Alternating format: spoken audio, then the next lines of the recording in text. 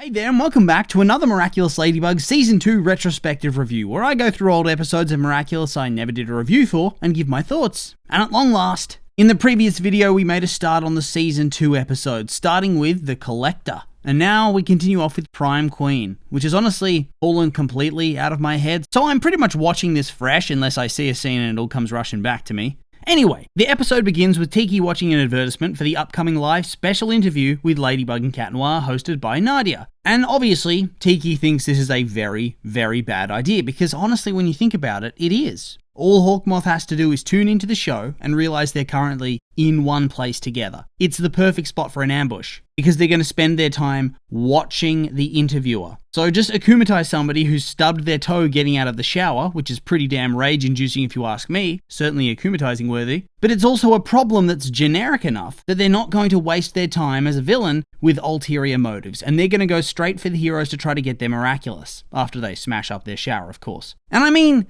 Gabe theoretically would have ages to set this up. They're having ads for the show for what I presume is days ahead. It's the perfect bait, and of course, he doesn't use any of that time at all. I should be Hawkmoth, I swear I'd win. Like, it's a great plan. Although, I'd probably be defeated when my akumatized villain runs into Ladybug's military-grade plot armor and is defeated by a wacky combination of a chewed piece of bubblegum, a trumpet, and a margarita pizza. But yes, beyond Tiki's fears of Marinette accidentally blurting out something that will identify her to Hawkmoth and put her at risk, Marinette still has other issues to contend with, namely her own smooth brain. Now, from what the dialogue would suggest, Nadja called her today, like previously, before the episode began, to set up a last-minute babysitting session, and Marinette would surely have realized that, oh, well, Nadja's the host of the show, and thus, if there's something special going on that she needs babysitting for, it would probably be the show. And even if she still didn't piece it together that she got the day wrong, surely, she'd, I don't know, put a reminder on her phone, put a special mark in her calendar, in her private journal.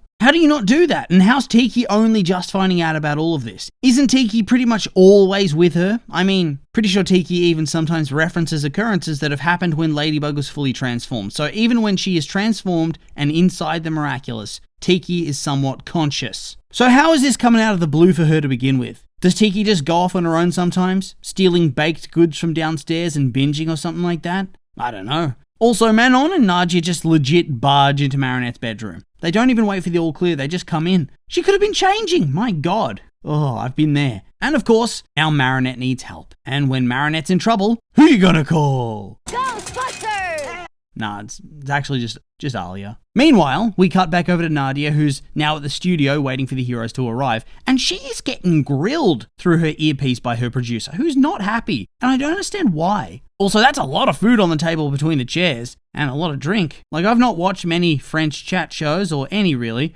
but most I've seen don't have that much food. Sometimes there's a mug of water, sometimes a bit of booze. Chatty Man had a portable liquor cabinet. I miss Chatty Man. Anyway, they're loading up Cat Noir on the treats, and this absolute madman, he opens and drinks from a bottle that's very clearly already been opened and drank out of. Like, look at that. That is not a full drink. That is not a bottle that looked full to begin with. Ugh. Also, back to the producer, why are they such a dweeb? I mean, this is the first interview of its kind. Marinette did a sit-down interview as Ladybug with Alia, and that's it. But this is a duo interview. The first one of its kind. Even if they only cracked jokes and said goofy stuff like what kind of snacks they like to eat, audiences would eat that shit up. I promise you. I mean, there is legitimately a thriving industry of people who simply watch their favorite actors do goofy challenges or answer funny questions online. And those videos often get millions of views. This is the exact same thing. Imagine if superheroes were real. Imagine that. They'd get so much engagement on posts, on TV shows. This producer is cringe and needs to be fired. Justice for Nadja. Meanwhile, we see that Marinette's panicking at home with Alia and Manon, as she needs to get there for the interview, but she's kind of stuck. Also, Alia is getting greedy. Getting very entitled and greedy. She had the first sit-down interview with Ladybug, and yet here she is, complaining and sooking that she hasn't had anything similar on the Ladyblog. Pfft, this kid. But yeah, Marinette escapes, she transforms, and heads off for the interview. After all, everybody's going to be majorly crushed if she doesn't turn up. And what do you know? They wheel the food away just before they go live, so never mind my rant from earlier, I was wrong. Also, my god, the producer is still just talking shit, calling this the potential greatest fail in TV history. No, there has been worse, I promise you. Surely, a huge chunk of the French viewing audience would be tuning in for this interview. Why wouldn't you? Anyway, the two heroes banter and banter hard, which obviously draws even more attention as Nadja's bracelet, which seems to track ratings, gets slowly closer to being green. I would argue if this was real life, it'd already be green. But okay, we need it for the sake of the plot. I get it, I understand. But yes, they're blasting each other with names like Bugaboo and Pussycat. She's playing with his bell, which sounds weird but is exactly as described. And the viewership is steadily climbing. They love the chemistry, and so Nadja takes some viewer calls. First up is Chloe, who tanks the ratings by bragging about herself, asking no questions, and advertising her dad's hotel, with a significant number of people turning off. So they move on, and the next caller is Alia, who asked for her own interview as she has way more viewers than Nadja. Oh, Jesus Christ.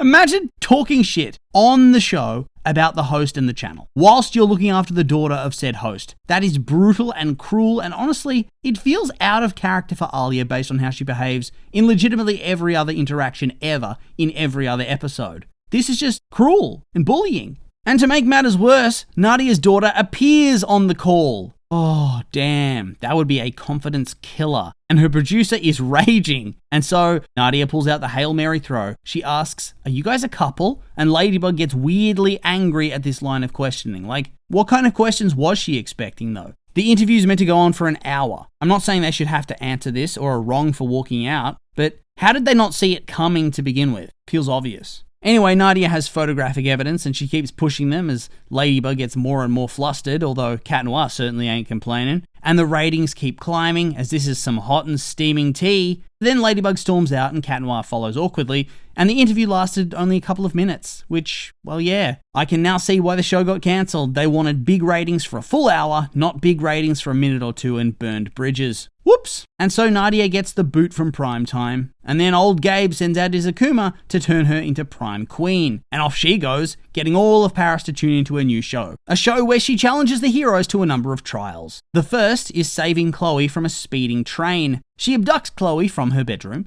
and puts her on a subway, and she sends it to speed out of control where it's going to eventually crash and kill her and probably a lot of other people too.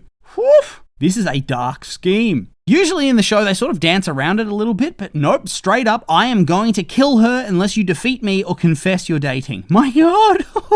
Nadja has lost the plot, and so Ladybug decides to confess, which is fair enough, because when confronted by a crazy person, I've always thought that going with the flow is generally the right choice. And so yeah, Ladybug confesses and Prime Queen immediately stops the train, which makes the heroes crash into one another and Cat Noir purr. So what's up with his Miraculous? Like side tangent. Does it make him part cat? Or is purring something that Adrian does in his actual personal life? I'm not judging. No shame from me. Well, I guess a little bit of shame. Who purrs? But this is not enough for Prime Queen. She needs higher ratings, even though she can hijack everybody's screen, even if they've turned off their TV. And so she wants a demasking, an identity reveal. Pfft, welcome to the club, Prime Queen. Welcome to the club. And of course, this gets a solid no from the heroes, although Cat Noir tries his luck with a kiss to boost the ratings for her.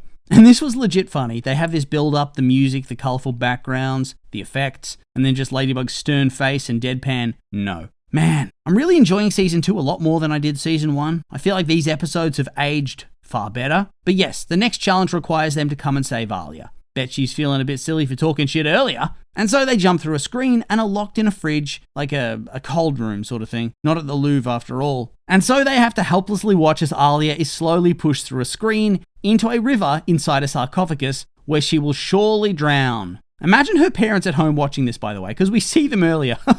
But yeah, man, Prime Queen ain't playing today. I gotta say, it's one of the best power sets of any villain, and the plan actually feels like it has emotional stakes and a sense of danger that's lacking from many other villains and episodes. It's dark, and I like it. But then she fumbles it completely, snatches defeat from the jaws of victory, as instead of waiting and just pushing Alia in, which would force the heroes to remove their Miraculouses to save her, she falls for the trick. They cover up the screen with a pizza box and claim that they've detransformed. So she punches through the pizza box, through the screen, she gets grabbed and loses the fight 2-on-1. She gets akumatized and everything's reversed. Oh, imagine being Gabe at home watching this shit, being like, are you serious? Come on! That would hurt. And then at the end, somehow Nadja gets her show back. I don't really understand how. And Alia, of all people, brings in record ratings. Maybe they should give Alia the show then. Just a thought. Should be a ratings draw, apparently, judging from this. And so, yeah, the episode was a banger. I really enjoyed it. Season 2's off to a great start. Hopefully the quality continues to hold. And so, with all that being said, these have just been my opinions, and now I'd like to hear yours. What did you think of the episode? Did you like it, hate it? I'm curious for your thoughts, so make sure to like, comment, and subscribe, and let me know.